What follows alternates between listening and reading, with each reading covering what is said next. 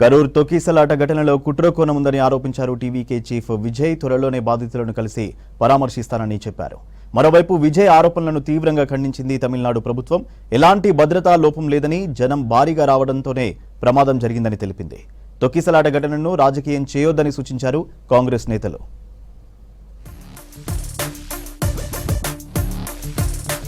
కరూర్ తొక్కిసలాటపై త్వరలోనే నిజం బయటపడుతుందన్నారు TVK chief Vijay. ప్రమాదం తర్వాత ఫస్ట్ టైం వీడియో రిలీజ్ చేశారు పార్టీ చీఫ్. తొక్కిసలాట ఘటనతో తన గుండె ముక్కలైందన్నారు. తమ వైపు ఎలాంటి తప్పు లేదన్నారు. కక్ష ఉంటే తనని ఏమైనా చేయండని, ప్రజల జోలికి వెళ్లొద్దని సీఎం స్టాలిన్ కు కౌంటర్ ఇచ్చారు విజయ్. బాధితులను త్వరలోనే స్వయంగా కలుస్తారన్నారు విజయ్. లైఫ్లో இந்த மாதிரி ஒரு பெயின்ஃபுல்லான ஒரு சிச்சுவேஷனை நான் ஃபேஸ் பண்ணதே கிடையாது. மனசு முழுக்க வலி வலி மட்டும்தான். இந்த சுற்றுப்பயணத்தில் என்ன மக்கள் பார்க்க வராங்க. அதுக்கு ஒரே ஒரு காரணம் தான், அவங்க என் மேலே வச்சிருக்கிற அன்பும் பாசம். அந்த அன்புக்கும் பாசத்துக்கும் நான் எப்பவும் கடமைப்பட்டிருக்கிறேன்.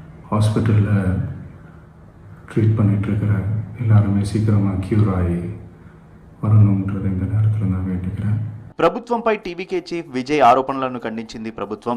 విజయ్ ఆలస్యంగా రావడంతోనే తొక్కిసలాట జరిగిందన్నారు additional chief secretary Dheeraj Kumar. Crowd ని నియంత్రించడంలో పోలీసులు విఫలం కాలేదని చెప్పారు. తొక్కిసలాటకు టీవీకే పార్టీ ప్రతినిధులే కారణమన్నారు అధికారులు. తొక్కిసలాట కేసులో వేగం పెంచింది తమిళనాడు ప్రభుత్వం. ఇప్పటికే అరెస్ట్ చేసిన కరూర్ వెస్ట్ జిల్లా టీవీకే కార్యదర్శి విపి మతియ జగన్, పట్టణ కోఆర్డినేటర్ పవన్ రాజులను కోర్టులో హాజరుపరిచారు పోలీసులు. నిందితులకు 15 రోజుల జ్యుడిషియల్ కస్టడీ విధించింది కోర్టు. బల ప్రదర్శన కోసమే విజయ్ ఆలస్యంగా వచ్చినట్లు ఎఫ్ఐఆర్లో తెలిపారు పోలీసులు. కరూర్లో టీవీకే ర్యాలీలో తొక్కిసలాటకు డీఎంకే ప్రభుత్వ వైఫల్యమే కారణమన్నారు బీజేపీ ఎంపీ అనురాగ్ ఠాకూర్. విజయ్ రాక ఆలస్యమైతే పోలీసులు ఎందుకు అప్రమత్తం కాలేదని ప్రశ్నించారు.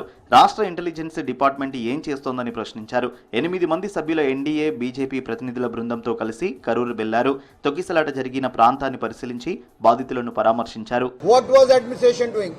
What was police department doing? What was organizers doing? There are a lot of question mark on all of them.